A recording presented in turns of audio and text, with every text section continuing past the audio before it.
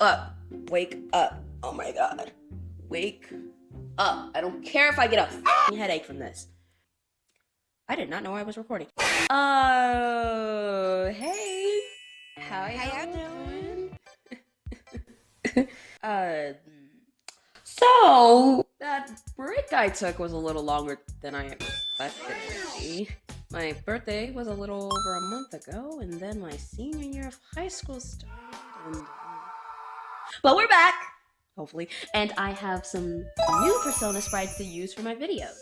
And a brand new intro that I did not make yet, but we're going to keep recording! So, let's start this video before I lose my mind about how much time it took me to make a new video because my schedule sucks ass. Hi! If you don't know already, my name is Lynx, and you're watching Space Noobs!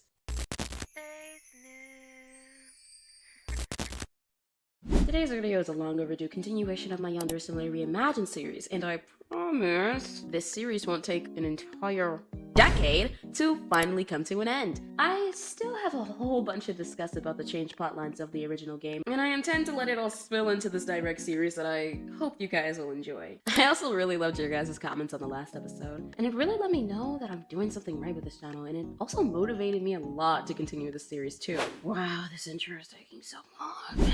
Okay, so to briefly summarize what has happened in the last two episodes, Ayano Aishi was a transfer student at the prestigious elite school named Psycho Academy in her junior year. She is the daughter of a lovesick serial killer who also went to the same very school and got away with her crimes there. Unfortunately, Ayano Aishi carries on the same traits as her mother and has fallen in love with a former pop star schoolboy named Tara Yamada. Putting on a practiced fake facade as a sweet schoolgirl who could do nothing wrong, she has gained a lot of support and friends by the end of her junior year, including another junior who goes to the same homeroom as her, named Kuroki Watanabe, who is a replacement of the original character Info-chan. You see what I did there? You see what I did there? Kuroki is the first one to know about Ayano's crush on the now stressed and overworking Tara Yamada, and she might know even more than she leads on.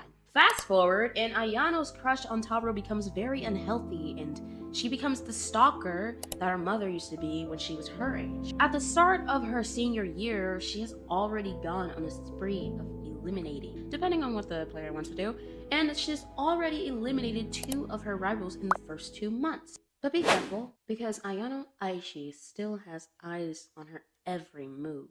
So, will you be risky, or will you play nice? That's for the player to decide. Okay, I gotta aim with that intro though, I gotta aim. Now, let's move on to the next 2 rivals that have contrasting differences between each other from their demeanor to the type of personality that they hold, but ultimately have something in common with Ayano herself. They both have crushes on Tara Yamada. Let's find out by checking out the first rival of today's video. Kizana Sonobu. Don't worry, she has a name change. Okay, should we make clear? She has a name change. Sonobu, stop, really? Okay. I wanna make the game serious, guys. Can't we make the game a little serious? Just a little. Not over the top serious, like, oh my god, this episode's serious.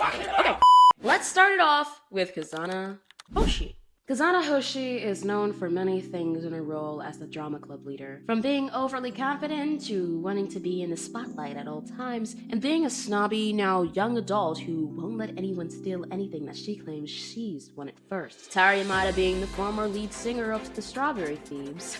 Why do I sound like that?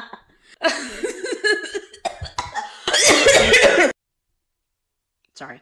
Okay, Tara Yamada being the former lead singer of the Strawberry Thieves, who also ended up resigning due to traumatic family issues, is one of those things Kizana claims she's wanted first. And while she isn't as murderous as Ayano Aishi, she is a bit of a stain, in Ayano's opinion, that is a lot harder than her previous rivals to scrub off. But how does this storyline of rivalry start in my version of the game?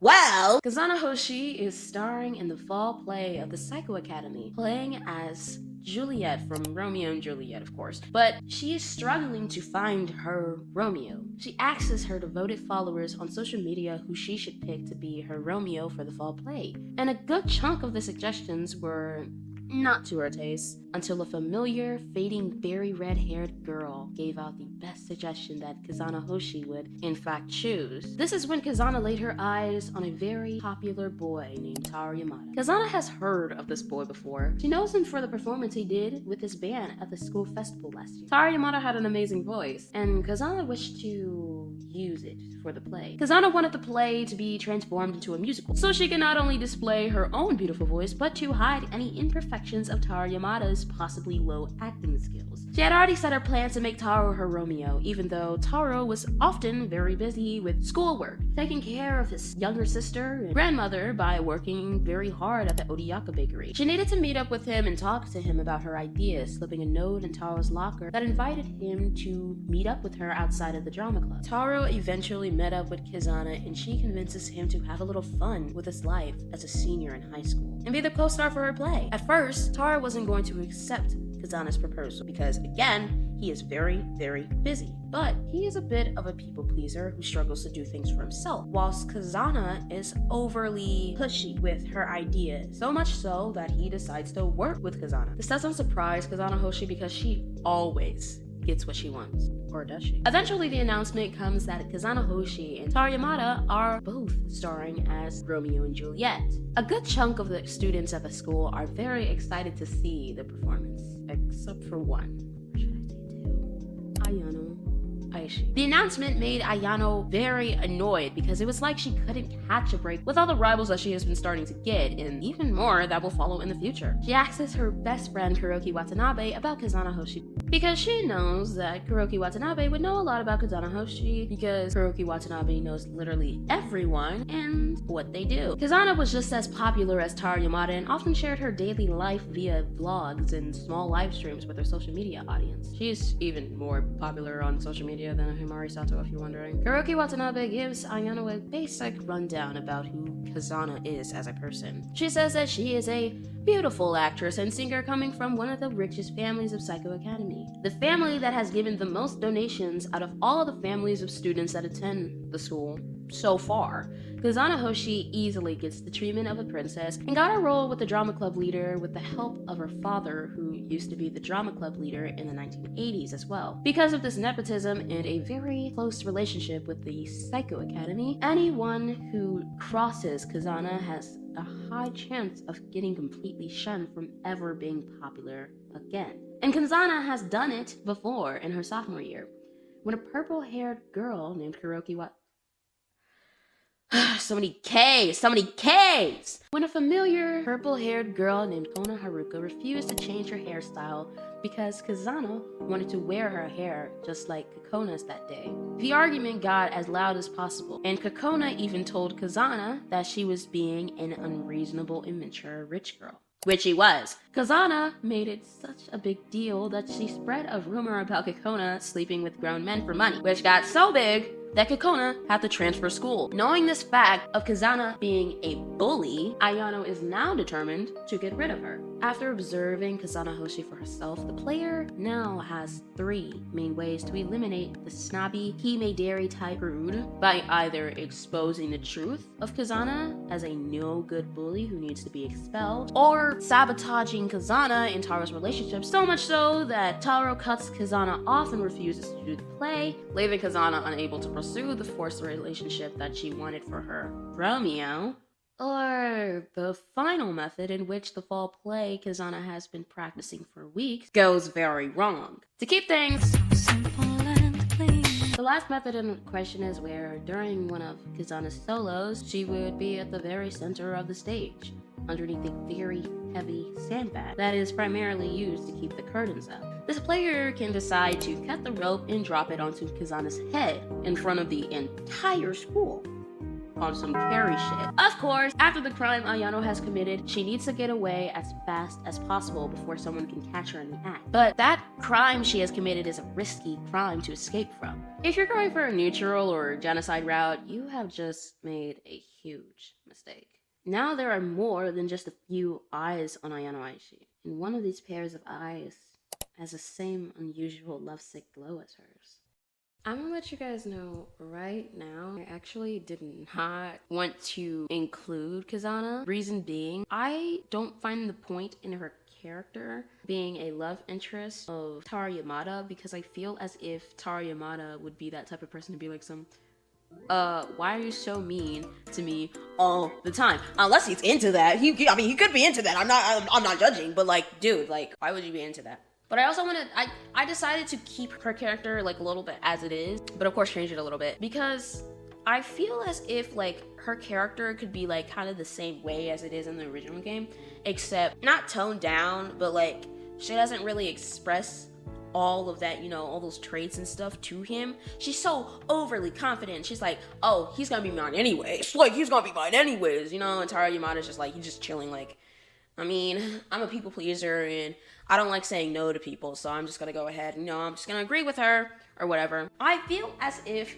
Tara Yamada would be a little scared of Kizana because of her background, you know what I'm saying? Like, I just feel like, you know, everybody's a little terrified of Kizana, because Kizana is not only a bully, but people know her for, you know, people's lives and stuff. And I don't know what to say. Like, I feel like the only way like Tara Yamada would actually like fall in love with her is if like, it's not really a fall in love thing. It's more like she literally wants Tara Yamada to be her pet. That's fucked up. It's so fucked up. But that's exactly how I think that relationship would fail or whatever. I don't know, because Ayano is the type of person to like, she just thinks everything is so over, and like like a matter of a week of like the rival and Tara Yamada dating. They don't even date for that long. They only date for like a week and they break up, but she's just like, oh my god, guys, everything is over. I can't do it. And then a game over pops up. That's how I think of Ayano Aishi. Why the fuck am I thinking about Ayano Aishi? I'm supposed to be talking about Kizana. Okay, let's move on to Kizana's little redesign, little change or whatever. When I think of Kizana Hoshi, I just feel like she would just give off that Heather Chandler type vibe, you know? So that's kind of what I did with her character. And of course, I changed up her hairstyle because I don't like her hairstyle at all. But I gave her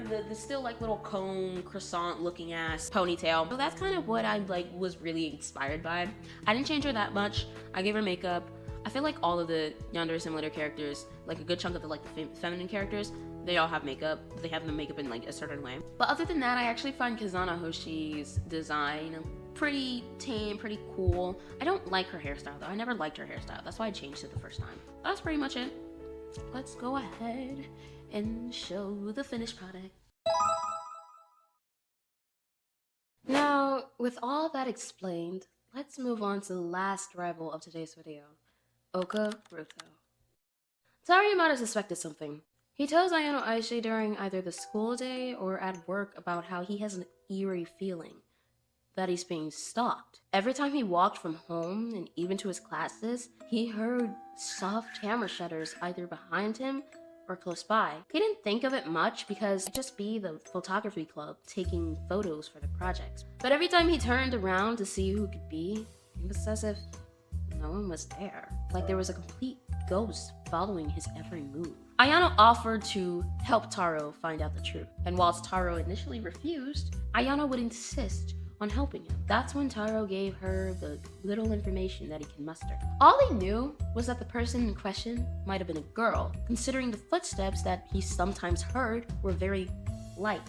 Like a girl's, he said. The last thing he knew was the sound of the camera shutter. Every time the camera clicked, a bell-like ring played right after. Like the camera was old. Ayano Aishi doesn't normally take photos of Taro Yamada when she stalks him. She doesn't even own a digital camera. It had to have been someone else. But who?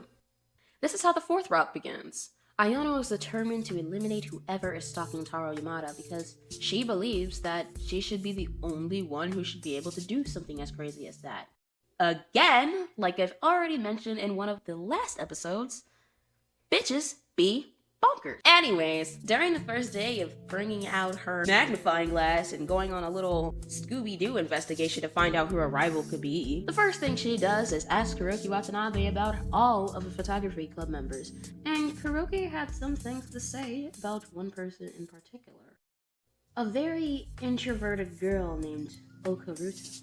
who mainly keeps to herself. Despite that fact, Oka Ruto enjoys taking photographs of the school's biggest events and the biggest stars of the school. This would of course mean that she has taken a picture or two of Taro Yamada. That wouldn't be much of a problem because most likely all of the photography club members have taken a picture of Taro Yamada. It's kinda common. Until Ayano sneaks into the photography club's photo lab room and checks Oka's unattended old camera. And in that moment, the truth was finally revealed. Oka Ruto had more photos of Taro Yamada than anyone would initially think. There were over 100 photos of Taro from hallways to when he walked home from work, just like Taro was worried about earlier. Not only were there images of Taro, but later on in the trail, there were some of Ayano Aishi herself too. Now don't get me wrong, there weren't that many photos of Ayano like there were Taro, but it was just as scary. The photos of Ayano had started on the night of Kizana's performance, aka the night of her death, if you chose to kill her. These photos contained Ayano doing very suspicious things that could be sent to the police office and have her suspected for the murder of Kizana Hoshi. The pictures continued as days passed by, and it was pictures of Ayano interacting with Taro, either at school or at work. The final photo did not contain neither Ayano or Taro. Instead, it was a photo of her little murder kit.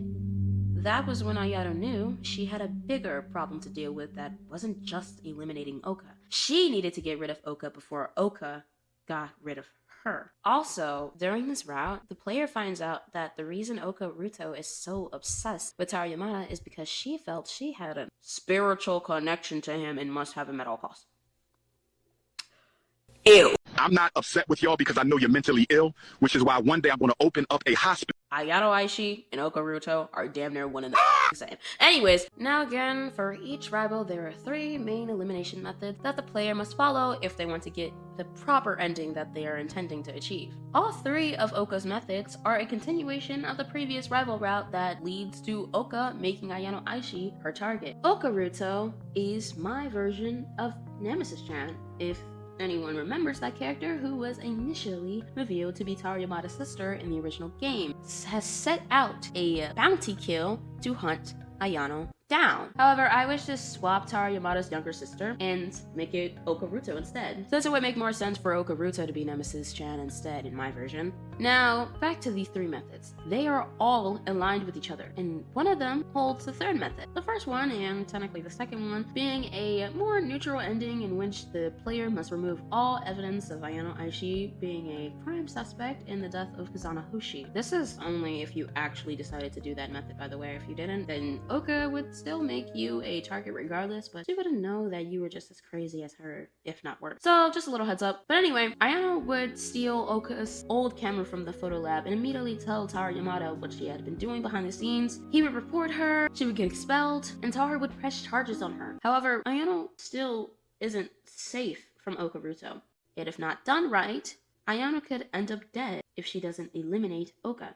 This method can lead to 3 things: kill, or be killed, or escape and get Oka arrested, which is the pacifist route. Let's move on to the genocide version of the same method. The second method, or the genocide method, would be to get rid of Oka immediately before Oka gets her. This goes the same way, except after successfully getting Taro out of harm's way, Ayano would be the one to track Oka down and end her herself before Oka even got a chance to get her. I would say she probably beat Oka with her old camera or whatever, I don't fucking...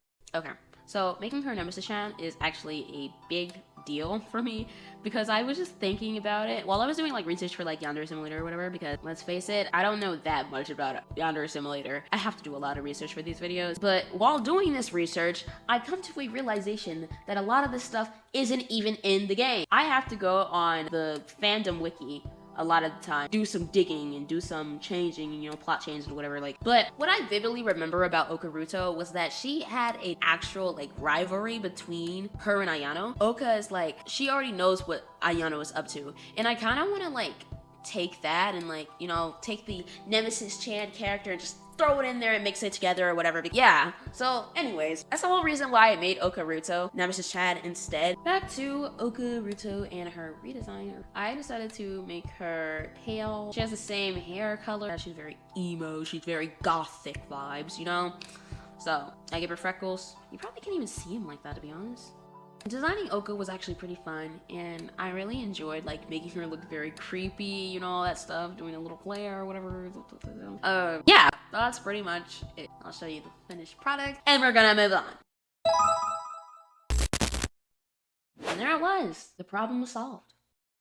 Or was it? And that is all I'll be speaking about in today's episode. What do you guys think about my changes in this crazy little story? Let me know down in the comments because I would love to hear them. Sorry if this episode got a little dark. I had the idea of Oka Ruto being Nemesis Chan in my version of Yandere Simulator for a good minute now, and I felt as if this route would take place during like Halloween or a little bit before Ayano Aishi's birthday or anything else like that. And I thought it would just be a good opportunity to go down a more creepy route, and also Oka Ruto being that spooky demon summoning girl in the original game. It really had me thinking about Halloween when coming up with this idea for her character. Not to mention the fact that I've already been watching a lot of horror movies to top it all off, so yeah. Please don't call me weird and edgy, I swear I'm not. But anyways, stay tuned for the next episode because I promise that it won't be as dark as this one. Maybe a little sad, but who knows? And with all that said and cleared, thank you so much for watching till the end. Make sure to like and subscribe, and I will see you later. Goodbye now!